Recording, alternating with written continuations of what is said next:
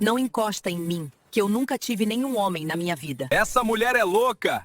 E você já curtiu e se inscreveu no canal? O sol do meio-dia castigava sem piedade a estrada de terra que cortava o sertão paraibano, quando Ana Clara avistou a pequena figura cambaleando sozinha na poeira. Era um homem de não mais que 28 anos, vestindo uma camisa de algodão azul desbotada e carregando uma mochila velha que parecia conter todos os seus pertences mundanos. Seus ombros curvados denunciavam o peso de uma tristeza profunda e seus pés descalços estavam feridos pelas pedras do caminho.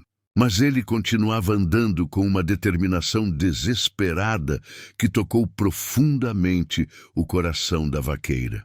Ana puxou as rédeas de seu cavalo e observou por alguns instantes, tentando entender como um homem jovem havia parado naquele lugar ermo, a quilômetros de qualquer povoado, claramente fugindo de alguma situação terrível. Ana Clara era conhecida em toda a região como uma mulher de poucas palavras, muito trabalho e uma solidão profunda que marcava cada gesto seu.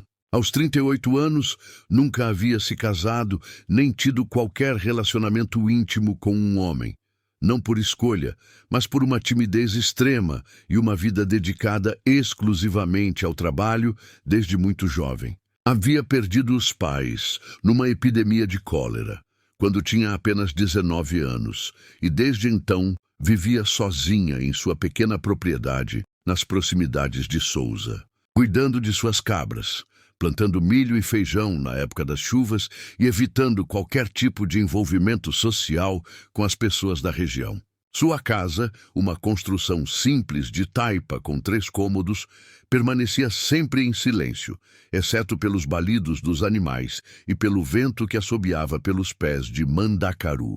Os vizinhos a respeitavam como trabalhadora honesta, mas também sussurravam sobre como uma mulher ainda jovem havia se tornado tão fechada e solitária, recusando todos os convites para festas e evitando até mesmo as conversas casuais no mercado da cidade. Ela desceu do cavalo e se aproximou cautelosamente do homem, que ao vê-la parou de caminhar e a encarou com olhos grandes e desesperados, mas sem demonstrar medo. "Moço, o que é que o senhor está fazendo sozinho nesta estrada, ainda mais nesse estado?"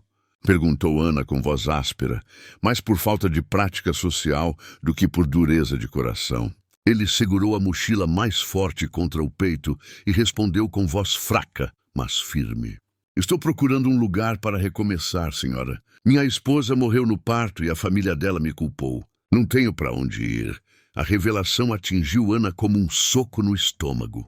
Olhou ao redor da estrada deserta, viu as nuvens escuras se formando no horizonte, prometendo uma tempestade que seria perigosa para qualquer pessoa, quanto mais para um homem devastado pela perda. "Como é seu nome, moço?"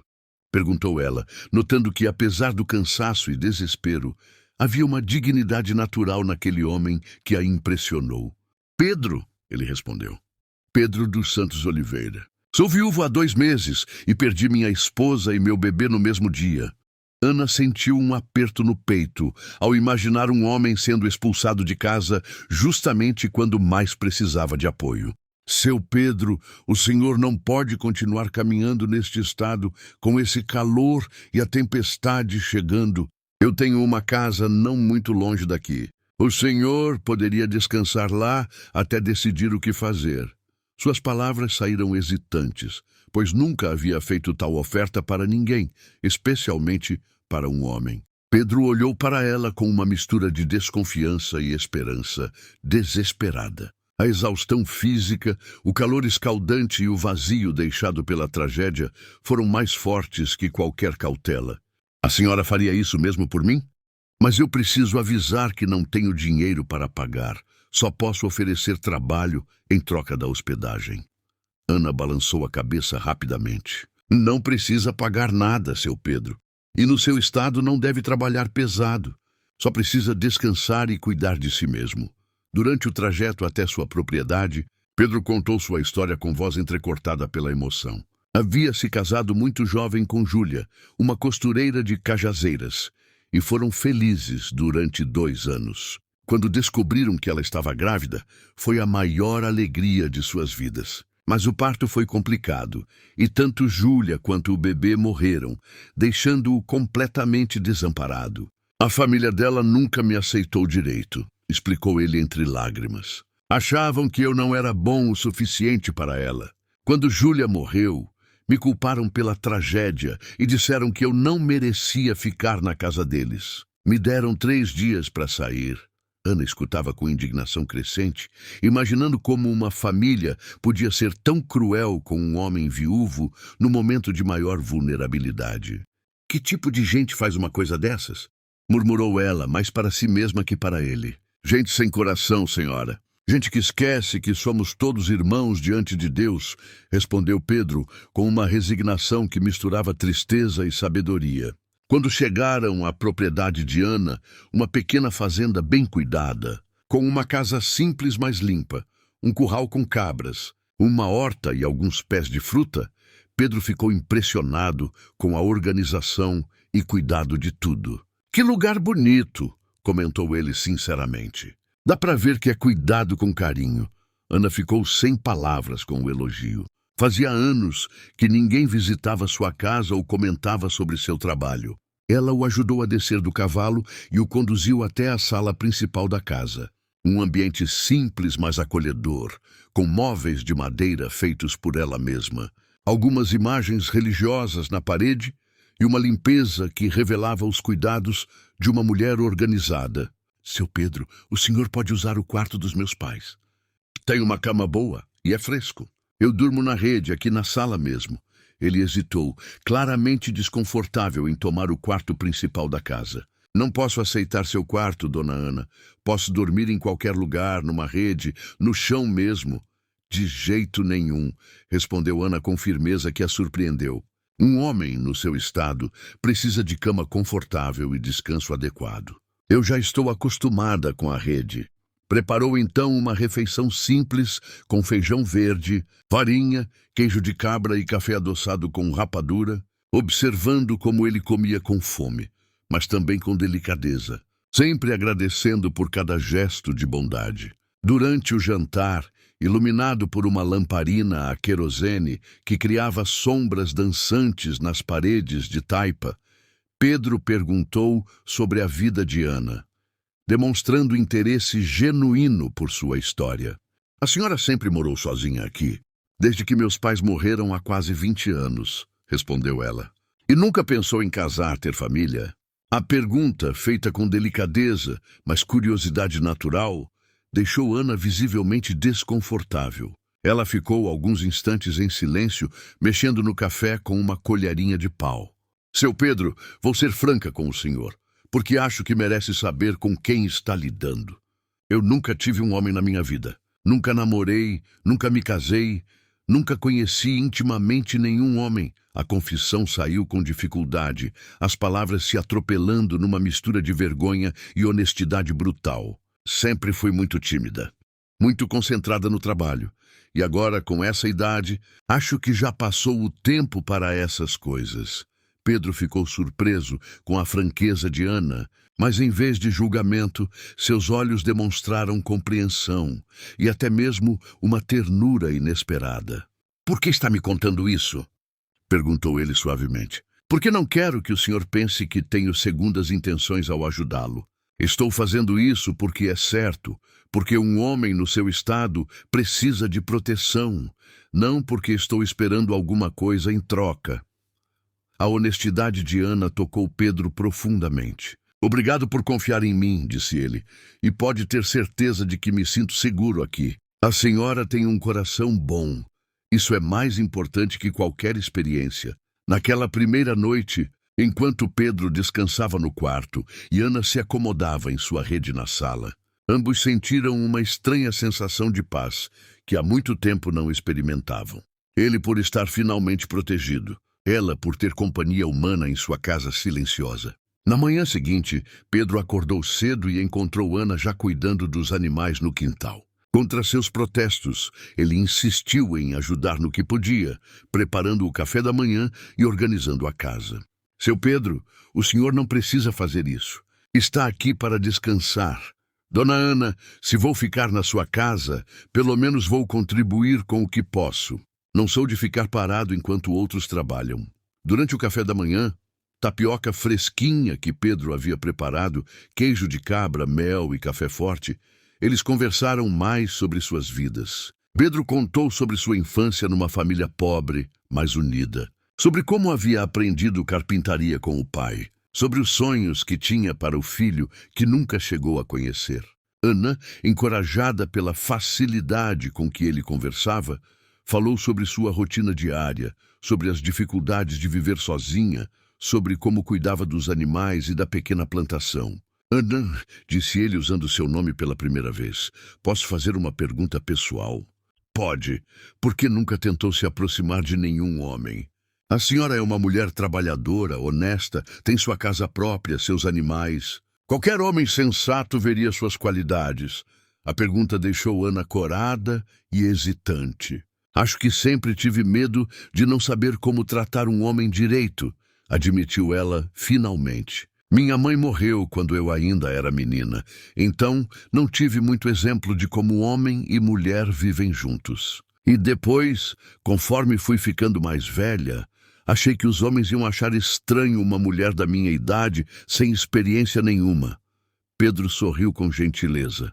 Ana, a experiência se ganha vivendo. O que importa mesmo é o caráter.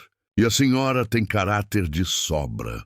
Os dias seguintes estabeleceram uma rotina natural entre eles. Ana cuidava dos afazeres pesados da fazenda, alimentar os animais, consertar cercas, trabalhar na horta, enquanto Pedro se encarregava das tarefas domésticas que conseguia fazer sem esforço excessivo. Ele se revelou um excelente cozinheiro, transformando os ingredientes simples que Ana tinha em refeições saborosas que ela nunca havia experimentado. À noite, conversavam na varanda, observando as estrelas.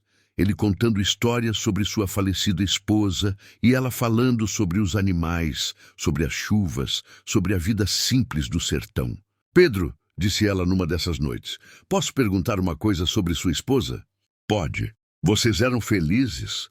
Como é ser casado? A pergunta revelou toda a sua inexperiência e curiosidade sobre relacionamentos. Pedro sorriu tristemente. Éramos muito felizes, Ana. Júlia era carinhosa, paciente, me fazia rir todos os dias. Ser casado é ter alguém para dividir as alegrias e as tristezas. Alguém que se preocupa com você tanto quanto você se preocupa com ele.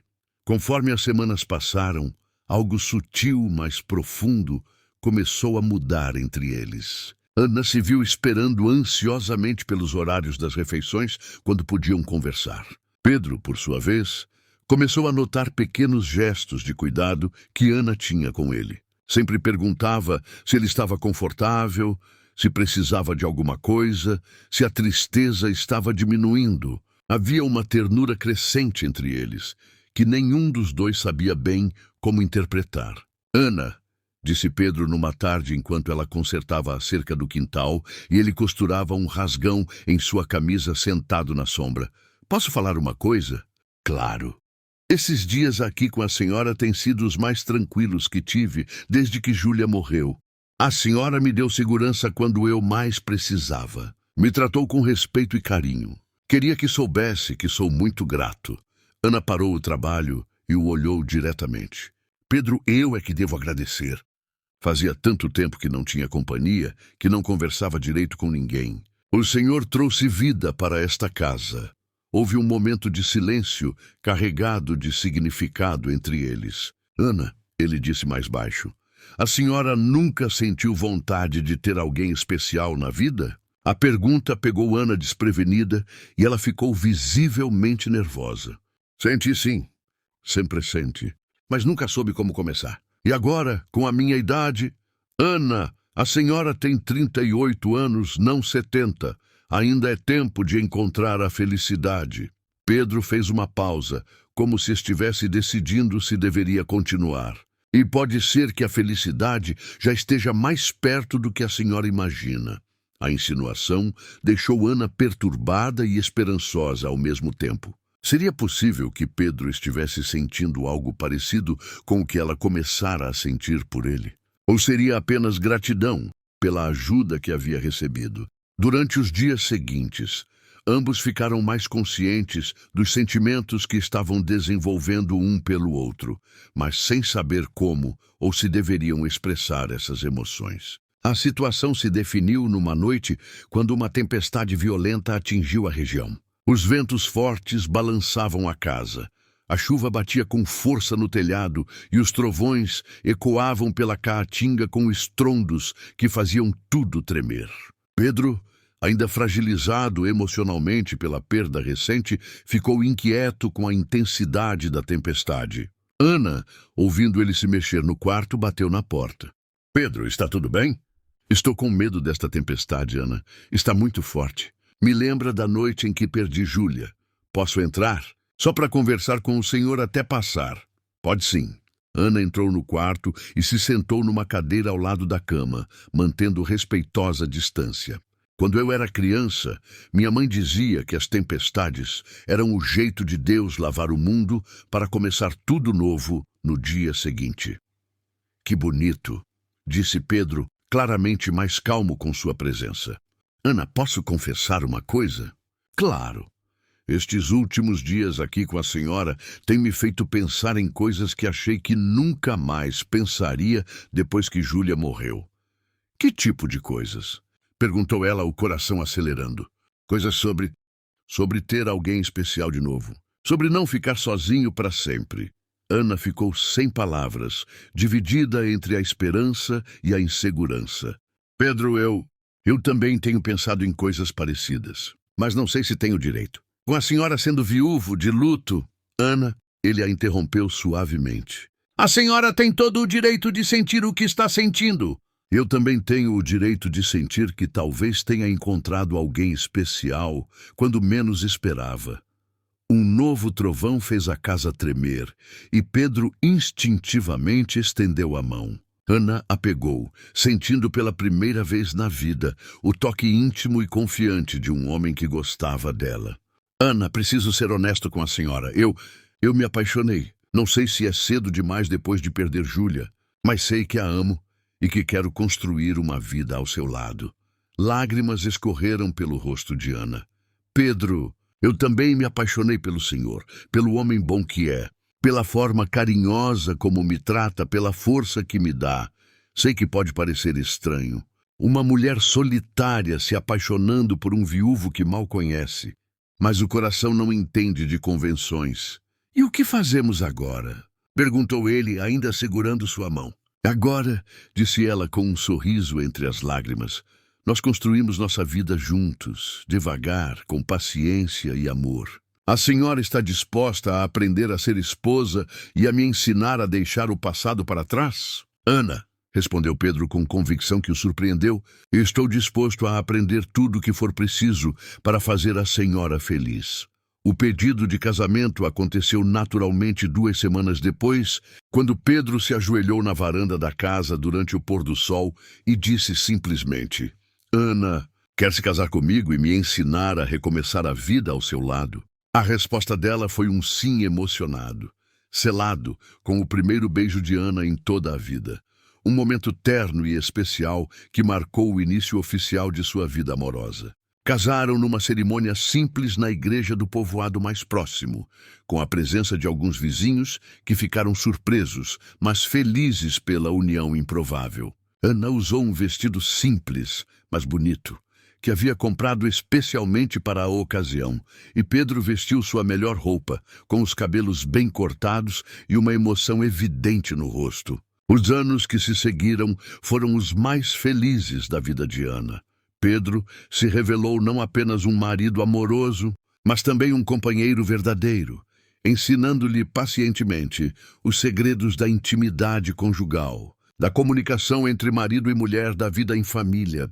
Tiveram 3 filhos, Clara, João e Rosa, completando uma família que parecia impossível quando Ana era uma vaqueira solitária de 38 anos. A pequena fazenda prosperou sob a administração conjunta do casal, e eles se tornaram conhecidos na região pela hospitalidade, sempre acolhendo viajantes necessitados e ajudando vizinhos em dificuldades.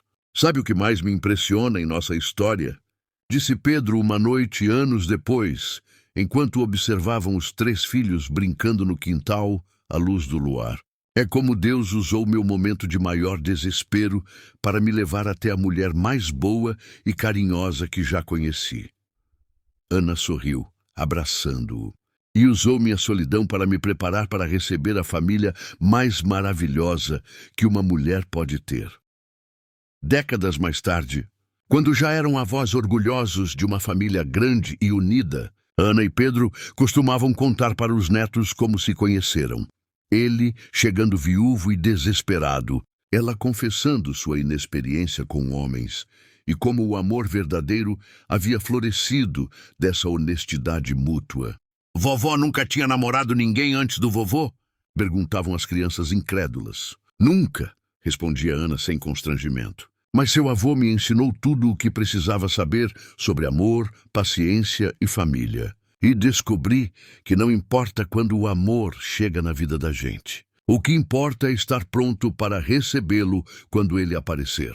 A história se tornou lenda na família e na região, sempre lembrada como exemplo de como o amor pode transformar vidas de forma inesperada. O verdadeiro milagre não havia sido apenas o encontro entre uma mulher solitária e um homem desesperado, mas a transformação completa que o amor operou em ambos. Ana descobriu que sua inexperiência não era uma limitação, mas uma página em branco onde Pedro pôde escrever uma história de amor única. Pedro descobriu que, às vezes, o melhor recomeço vem não dos mais experientes, mas dos mais sinceros. E assim, sob o céu azul do sertão paraibano, 2 almas solitárias encontraram no improvável encontro a felicidade que achavam perdida para sempre, provando que o amor não tem idade, não tem tempo certo, e floresce até nos lugares mais secos, quando encontra corações dispostos a cuidar dele.